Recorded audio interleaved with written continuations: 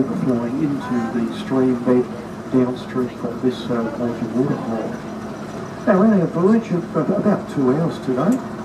We're going to head up very tiny leaves and play the creepy branches and the trucks.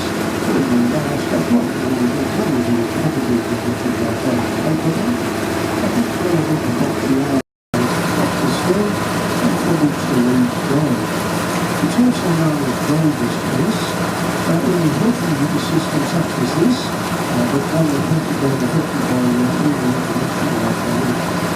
spots on the river banks and water.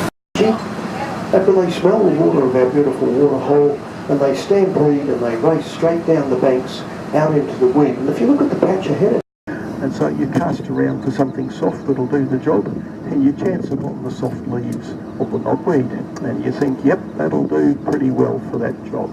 So, and that's Bohemia, tree Bohemia. The Bohemia has a little red flower, and it loses its leaves. It's deciduous with the onset of the wet season. I was told last year sometime by a chap that the last time he'd seen a Bohemia tree lose its leaves, it had actually been 11 months before it rained. Now Scow's Creek, that Chrissy mentioned, is opening up over there on our port bow, which is ahead on our left-hand side for the landlubbers amongst you.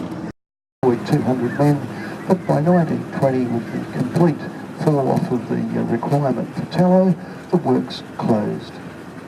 Tallow was used for candles, for soap. 2 large lumps on the trunk, about 1.5 metres or so up from the ground.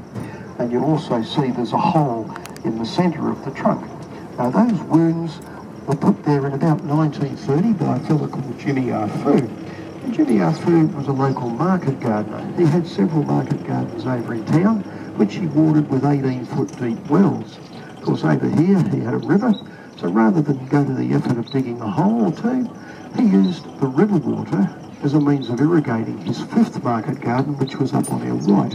And into the holes he cut in the tree, he put large wooden poles. You can see the remains of one on the right-hand lump.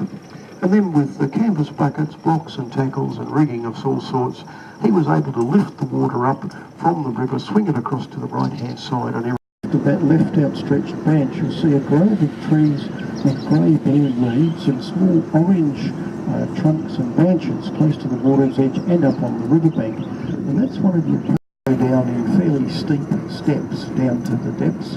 But here on our right hand side, the riverbank shelves very, very gently.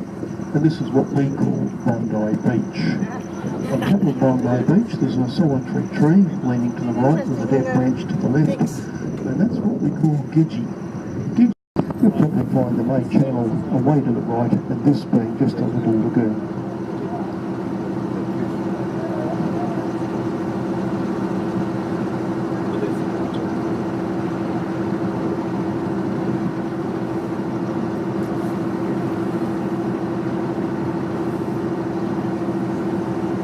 Now up on our right again, there's a light-coloured tree just at the water's edge.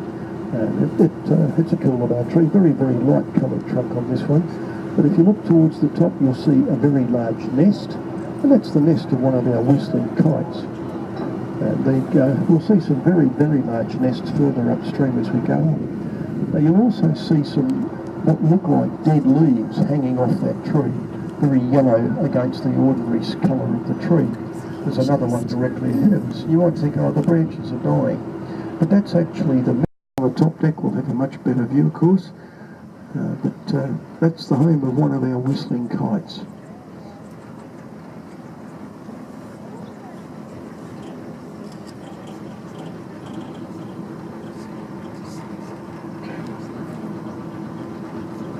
We just rooted out, keep the whole thing out.